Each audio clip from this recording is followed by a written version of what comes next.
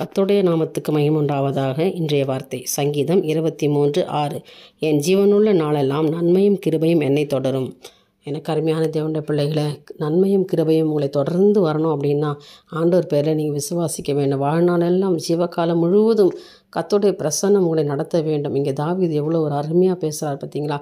என் ஜீவனுள்ள நாளெல்லாம் நான் உயிரோடு இருக்க மட்டும் ஆண்டோடைய கிருபை, அவருடைய நன்மை என்னை தொடர்ந்து வரும், என் வாழ்நாளெல்லாம் அவர் எனக்கு கிருபையாக இருப்பார் என்று சொல்லி நம்பிக்கையோடு இந்த இடத்துல அவர் பேசுகிறார். அதனால் உங்களுடைய வாழ்க்கையில் தேவன் ஜீவனுள்ள நாளெல்லாம் உங்களை மரண நாள் வரைக்கும் கர்த்தருடைய கரம் உங்களோடு இருக்கணும் இல்லையா?